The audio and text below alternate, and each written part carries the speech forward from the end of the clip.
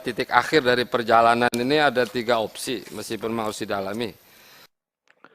Assalamualaikum warahmatullahi wabarakatuh. Selamat datang di channel Kabar CPNS P3K Kesehatan.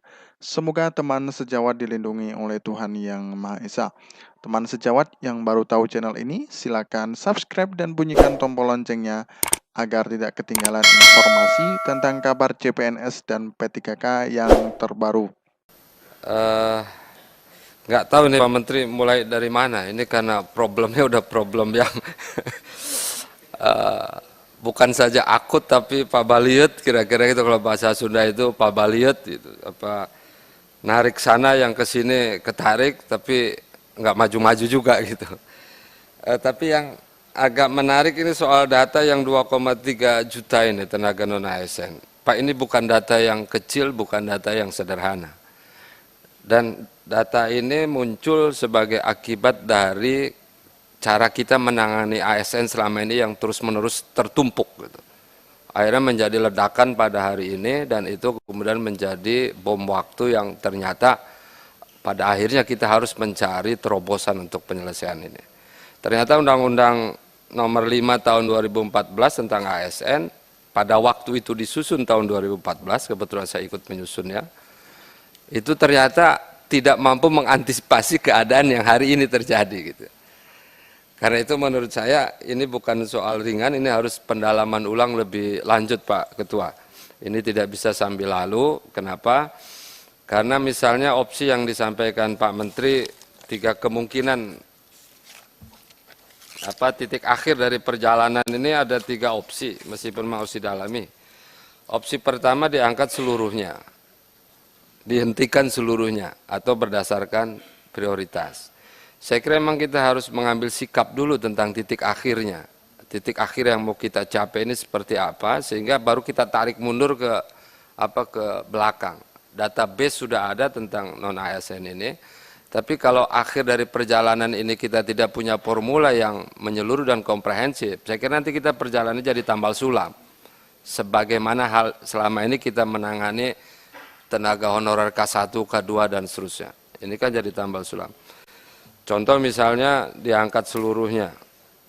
Ya kalau pola ini yang dicapai ini kan resikonya luar biasa banyak Pak. Bukan saja legislasinya harus kita ubah, ya kan? Tapi juga anggarannya seperti apa, formulanya seperti apa. Dan ini cocok nggak dengan kebutuhan kita. Jadi banyak hal yang saya kira tidak bisa kita diskusikan sembarangan pada malam ini, kita butuh waktu yang sangat spesial, sangat khusus. Diberhentikan seluruhnya, ini juga bukan pekerjaan ringan juga, ini masih kita akan di demo di sini tiap hari, ini 24 jam mungkin di demo gitu kan. Atau diangkat sesuai prioritas seperti format yang selama ini kita jalankan secara parsial. Nah karena itu saya usul Pak Menteri, opsi-opsi ini saya kira harus kita putuskan dulu, kita dalami, baru kita tarik mundur ke belakang, sambil tetap saja perbaikan data kan ongoing proses harus kita tempuh. Karena apa? Contoh misalnya gini, integrasi kita dengan berbagai sektor ini kan kayak ada yang putus Pak. Ini saya ambil contoh misalnya tenaga honorer kita mau prioritaskan di mana? Kalau ada banyak kategori, ada tenaga pendidik, kesehatan, tenaga teknis dan seterusnya. Contoh misalnya guru.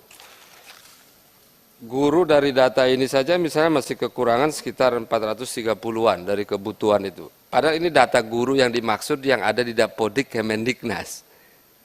Betul Pak, ini saya mudah-mudahan nggak salah baca. Padahal guru existingnya itu ada juga guru yang ada di database-nya Kementerian Agama. Mohon maaf Pak, saya ingin menyampaikan bahwa mereka juga guru. Tapi mindset kita tentang ini kan juga harus kita di lapangan kan guru-guru madrasah itu juga saya kira guru, tenaga honorer di guru-guru agama juga banyak. Sebulan mereka hanya terima gaji Pak mungkin 100-150 ribu. Dan itu mereka bertahan bertahun-tahun untuk mengajar semacam ini. Nah ini agak aneh Pak Menteri, agak anehnya gini, kok persoalan guru nggak selesai-selesai gitu. Sementara kita punya policy luar biasa hebat, dana pendidikan 20% untuk dunia pendidikan. Sekarang saya kadang suka ngitung agak aneh aja, agak awam gitu. Lo 20% itu kan dari total APBN itu sekitar 500-600 triliun, Pak. Ya mohon maaf, Pak, 500-600 triliun. Itu kalau orang awam misalnya dibagikan saja ke kabupaten kota masing-masing 1 triliun, kabupaten kita kan ada 514. Itu masa nggak selesai persoalan pendidikan di kabupaten kota itu dengan uang 1 triliun, kira-kira begitu. Kalau berpikirnya awam. Cuma saya nggak tahu bagaimana manajemen dana pendidikan ini. Toh persoalan ini kemudian tetap tidak pernah terselesaikan. Jadi ini kan ada link yang putus tentang policy anggaran nasional dengan kasus-kasus yang semacam ini. Dan ini saya kira memerlukan pendalaman yang lebih serius. Kemudian yang kedua soal reformasi birokrasi tematik. Ini terima kasih Pak Menteri, saya baru mendengar istilah ini pada malam ini. Semula kita bicara reformasi birokrasi, topiknya besar saja. Tapi ini mulai dikerucutkan kepada topik-topik yang lebih spesifik, tematik, kemiskinan, investasi, dan digitalisasi. Cuma memang saya agak memberikan catatan saja. Ketika kita merumuskan tematik ini, catatan saya adalah framework atau cara pikir kita saya kira harus lebih pas.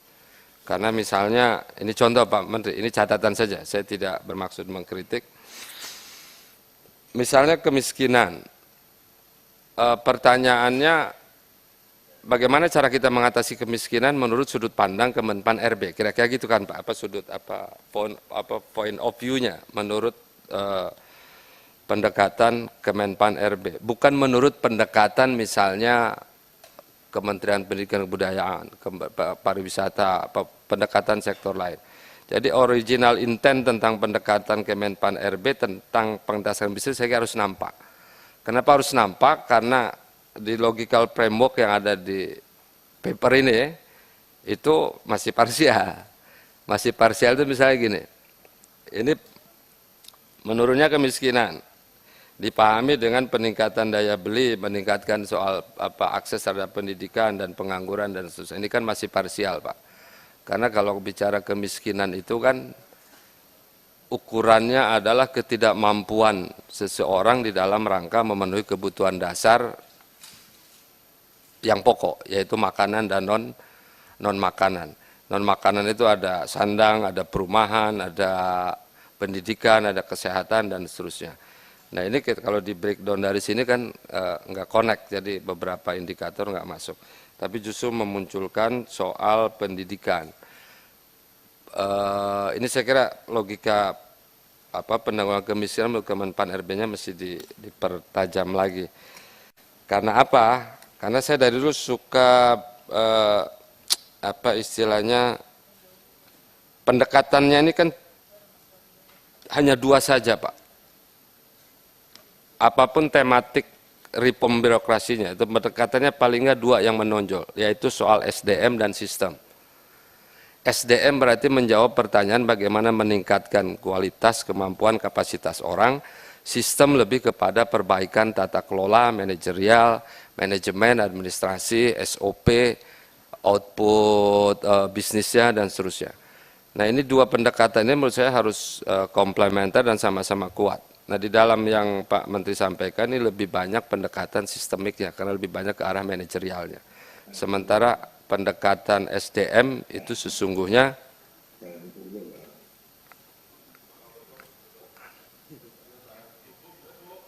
Pak Kamto, sebentar kita selesai. pendekatan SDM-nya harus agak kuat juga Pak, ini usul saya untuk reform birokrasi tematik ini. Artinya selain pendekatan sistemik berupa tata kelola, manajemen dan seterusnya, ini pendekatan SDM. Kemudian yang kedua ini usul saja Pak Menteri, mungkin waktunya memang pendek, tinggal berapa tahun lagi.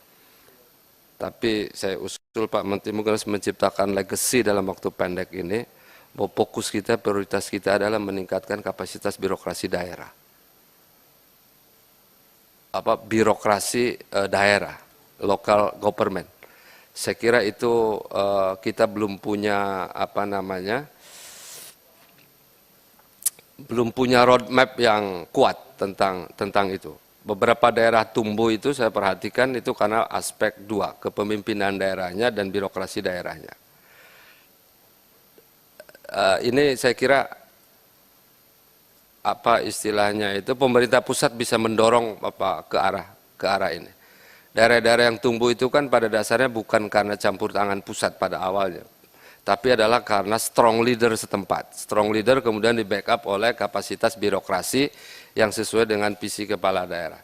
Saya kira Pak Azwar Anas sebagai pernah pengalaman jadi menteri punya best practice yang luar biasa, dan saya kira itu bisa diadaptasikan untuk kemudian menginspirasi reform birokrasi di daerah. Saya yakin dan percaya kalau birokrasi daerahnya kuat, hebat, maka beberapa persoalan di Indonesia akan lebih mudah terselesaikan. Karena kadang seringkali policy nasional begini, tapi ke daerah tidak bisa jalan, tidak bisa on the track sesuai dengan keinginan pusat. Karena memang di daerah juga banyak problem.